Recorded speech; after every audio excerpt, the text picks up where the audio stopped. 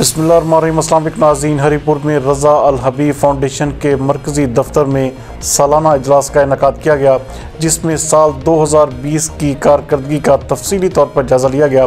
اس موقع پر سربراہ رضا الحبیب فاؤنڈیشن نے سال 2020 کی کارکردگی اور آئندہ کے لاہے عمل سے آگاہ بھی کیا۔ کیا کہا، آئیے دیکھتے ہیں۔ آج کا ہمارا فاؤنڈیشن کا جو اجلاس ہے سالانہ، اس میں ہمارا ایجنڈا جو ہے وہ سالانہ کارکردگی کا جائزہ ہے کہ جو گزشتہ برس ہمارا گزرا ہے سن 2020، اس کے اندر ہم نے کیا کچھ کارکردگی کی، اس کا جائزہ لینا اور آئندہ کے لیے جو ہم نے اگلے سال جو کچھ پروجیکٹس ہم نے کرنے ہیں اس کا لائحہ عمل طے کرنا، یہ ہمارا آج کا ایجنڈا ہے۔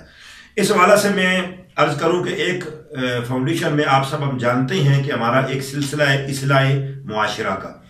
اصلاح معاشرہ کے اندر ہم جگہ جگہ پر درس قرآن اور مختلف جگہ پر اسلامی، مذہبی اور روحانی حوالے سے محفل کا اجلاس کرتے ہیں۔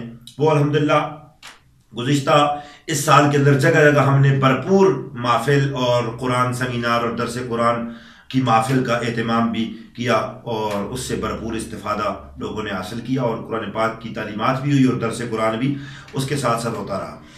شعبہ خدمت خلق جو ہمارا ہے، اس میں ہم نے الحمدللہ اس دفعہ چونکہ کرونا کے معاملات تھے تو لاکھوں روپوں کا سامان ہم نے کرونا کے دوران الحمدللہ تقسیم کیا ہے۔ اس میں تقریباً 4-5 لاکھ کا جو مال تھا ہم نے امدادی پیکج بنا کر لوگوں کے گھروں کے اندر اس کو پہنچایا ہے۔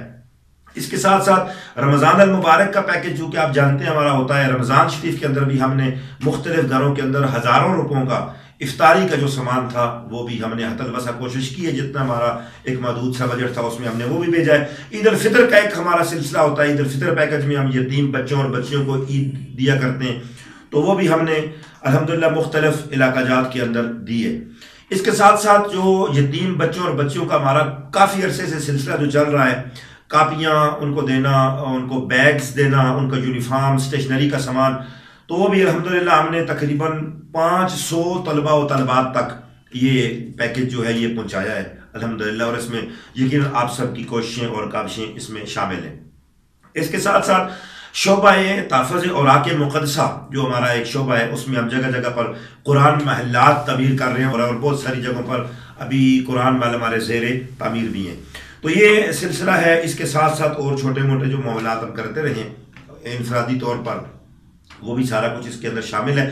تو اس حوالے سے میں آپ سب کو شکریہ ادا کرتا ہوں کہ آپ سب نے اس میں بہت ساری کوشش کی، اور انشاءاللہ العزیز آئندہ اگلے سال ہم نے اس سے بڑھ چڑھ کر ایک نئے جوش و جذبے کے ساتھ، ایک نئے عزم کے ساتھ ہم نے اس کام کو اور زیادہ کرنا ہے۔ رفاہ عامہ، فلاحی کاموں کے حوالے سے، ویلفیئر کے حوالے سے، سوشل ورک کے حوالے سے ہم نے اس کو اور زیادہ پھیلانا بھی ہے، اپنی تنظیمی باڈی کو بھی اور زیادہ وسیع کرنا ہے، اور اس کام کو ہم نے انشاءاللہ العزیز اور زیادہ سے زیادہ بڑھانے کا ہم نے عزم مصمم کرنا ہے۔ اسی پر آگے انشاءاللہ العزیز گفتگو ہوگی۔